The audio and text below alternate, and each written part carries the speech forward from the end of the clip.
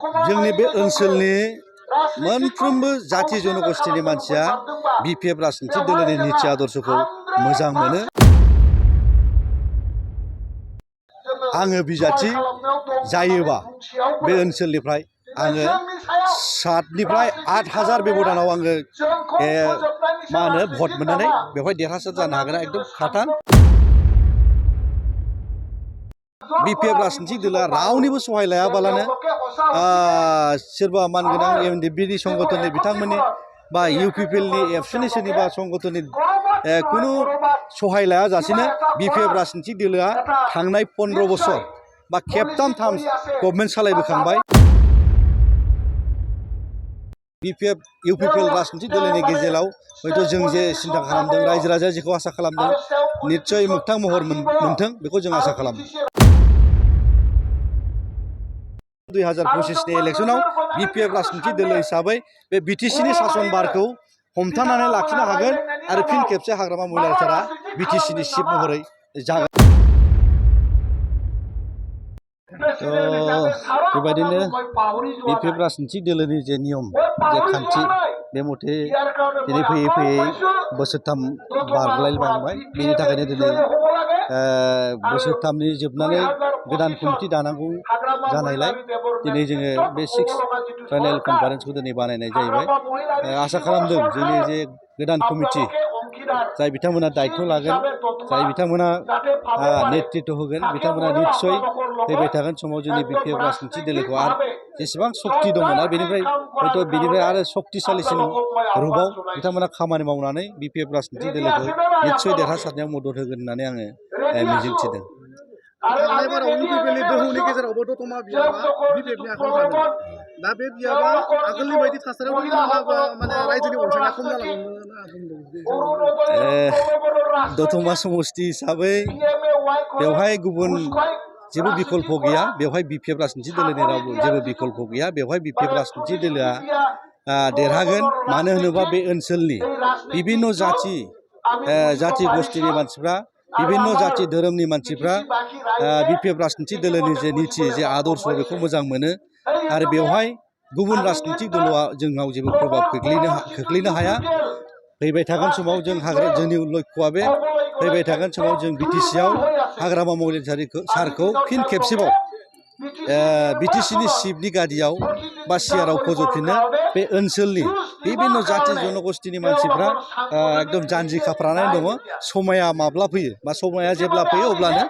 दतमानि बिजाथि बा बिटिसिआव जाय बिजाथि जागोन बे बिजाथिखौ देरहासार खालामनायाव 100% जों मदद होनो हागोन होननानै जोंनि रायजो राजाफ्रा बिसास दं आरो आं आसा दं बा बिसास दं। आङो दतमानि एमसिएलए हिसाबै थांनाय गोबाव समनिफ्राय जों नुबोनाय बिपिएफ राजनिति दोलोआ जेब्लानिफ्राय जन्म जादों बेनिफ्राय बे ओनसोलाव खुनु देरहानायनि जेबो गुबुन राजनिति दोलोआ देरहानायनि जेबो बेवहाय पजिसन गैयामोन। दुर्भाग्यजनक मोनसे समाव जोंनि गेजेराव बिभाजन जानायनि थाखाय बे मोनब्रै बा खेबब्रै जे इलेक्शन थांबाय बेवहाय जोंनि दोलोनिफ्रायनो मोनथाम भागाव गावनायनि थाखाय जोङो मात्र 1150 भटआव जों देरनो गोनां जादों। बेनि बादै जों बिपिएफ राजनिति दोलोआ बेवहाय खुनु दिन जेनफेराखै। थांनाय जे बिटिआर सुक्तिनि जे धौ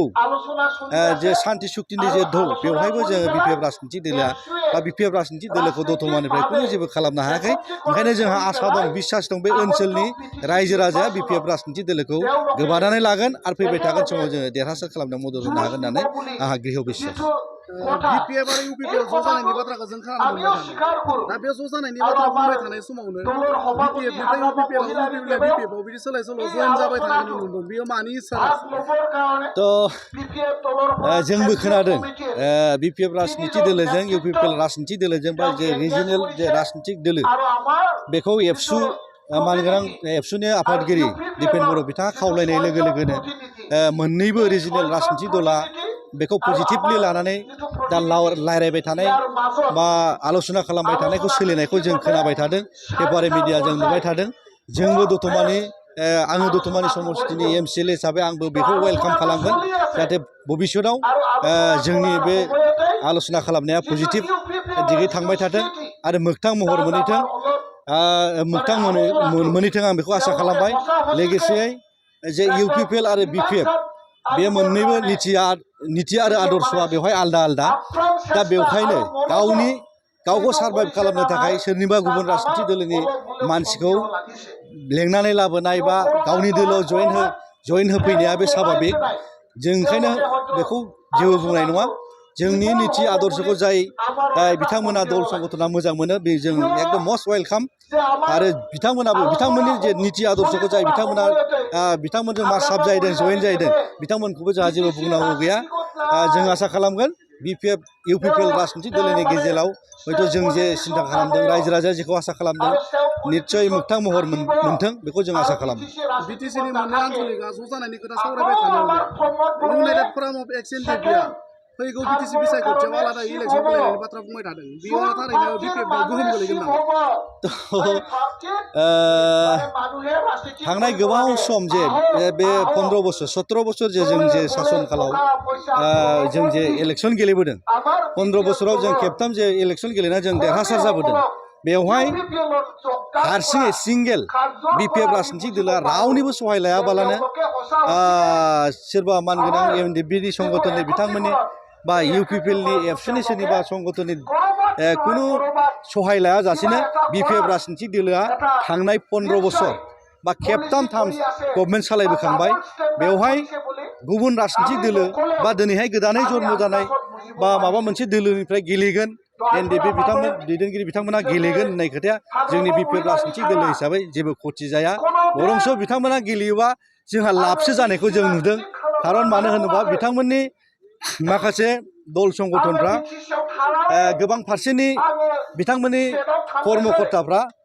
UPPL राजनितिक दोलोजों बा PCDR राजनितिक दोलोजों बिथांमोना बांसिनै सिथाबनानै खामानि मावबाय थाबोनायखौसो जों नुबोदोंमोन आरो दिनैहाय गोदानै बिथांमोना गावसोर एक्सट्रा गेलेनायाव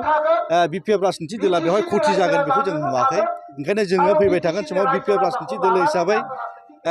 जोंनि भबिष्यतआ बिराद उज्जवल जोंनि रायजो राजाफ्रा बे ओनसोलनि बिभिन्न जाथि जनगोष्ठीनि रायजो राजाफ्रा जोंनि BPF राजनितिक दोलोनि निति आदर्शखौ मोजां मोनो हाग्रामा महिलारि सारखौ चिफ महरै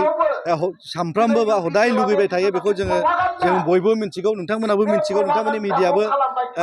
जोंनिफ्राय बांसिनैनो मिन्थिगौ हयथ' ओंखायनो जों आसा खालामदों फैबाय थागोन 2025नि इलेक्सनाव BPF राजनितिक दोलो हिसाबै बे BTCनि शासन बारखौ हमथानानै लाखिनो हागोन आरो फिन खेबसे हाग्रामा महिलारि सारा BTCनि चिफ महरै जागोन होननानै जोंहा एकदम बिश्वास दं जोबथियाव मोनसे सोंथि दतमा बिहाराव नोंथांखौनो बिजाथि महरै होफिनगोन बायदि खोथाखौ जों मिथिनो मोनदों थारैनो मोनमारोब्ला बेसेबांसो भटनि फारागथियाव देरहागोन होननानै आसा खालामनो हायो जोंनि बे ओनसोलनि मोनफ्रोमबो जाथि जनगोष्ठीनि मानसिया BPF राजनितिक दोलोनि निति आदर्शखौ मोजां मोनो ओंखायनो बे ओनसोलनिफ्राय आङो बिजाथि जायोबा बे ओनसोलनिफ्राय आङो 7निफ्राय 8,000 बेब'दानाव आङो मा होनो भट मोननानै बेवहाय देरहासार जानो हागोन एकदम खाथान बेखौ आं एकदम गृह बिस्सास